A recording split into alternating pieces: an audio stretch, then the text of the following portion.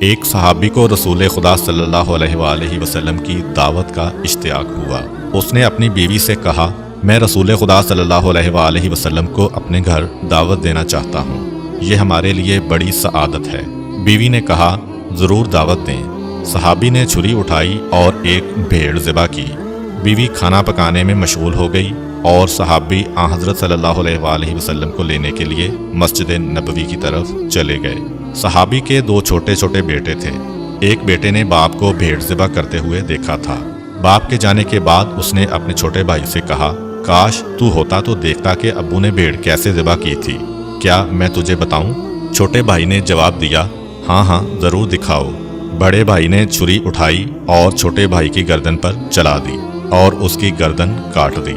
جب بچے کی چیخیں ماں کے کانوں میں پڑیں تو اس نے بیٹے کو ڈانٹ کر کہا، تو نے کیا کر دیا؟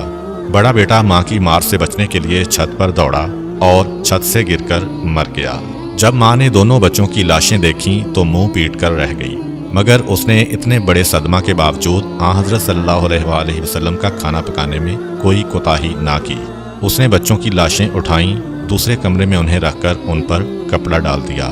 کچھ دیر بعد اس کا شوہر حبیب خدا کو اپنے ساتھ لے کر آیا۔ آپ ایک کمرے میں بیٹھے۔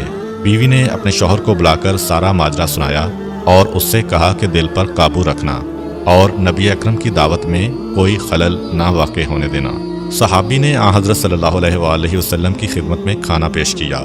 ابھی آپ نے لقمہ توڑا تھا کہ جبریل امین علیہ السلام آپ پر نازل ہوئے اور کہا کہ آپ اپنے میزبان سے کہیں کہ میں اس وقت تک کھانا نہیں کھاؤں گا جب تک تیرے بیٹے یہاں آ کر نہ بیٹھیں گے۔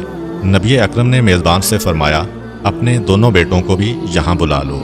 میزبان نے کہا، یا رسول اللہ، دونوں بچے ہیں، وہ کھیلنے کودنے کے لیے باہر گئے ہوئے ہیں، وہ پتہ نہیں کب واپس آئیں، آپ بسم اللہ کریں اور کھانا کھائیں۔ نبی اکرم صلی اللہ علیہ وآلہ وسلم نے فرمایا، یہ ناممکن ہے کیونکہ یہ اللہ کا حکم ہے۔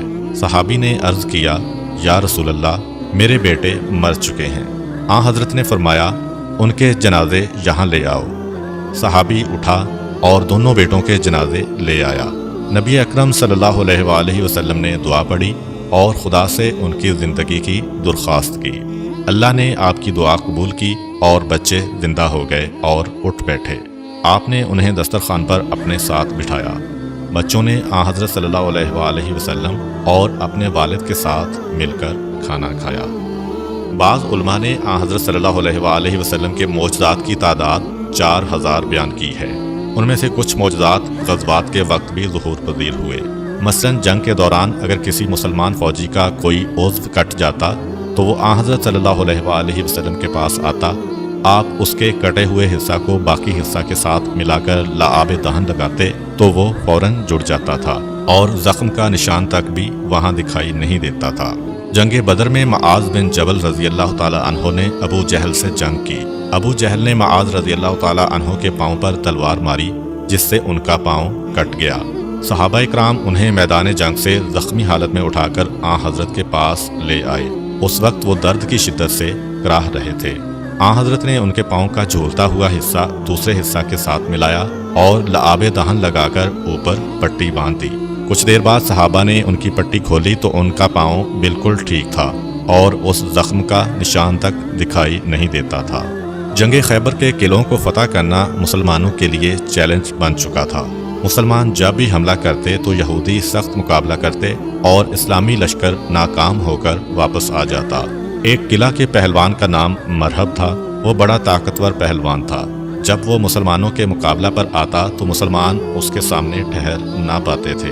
رسول خدا صلی اللہ علیہ وآلہ وسلم نے اعلان کیا، کل میں علم اس مرد کو دوں گا جو خدا اور اس کے رسول کا محب ہوگا اور خدا اور اس کے رسول کا محبوب ہوگا۔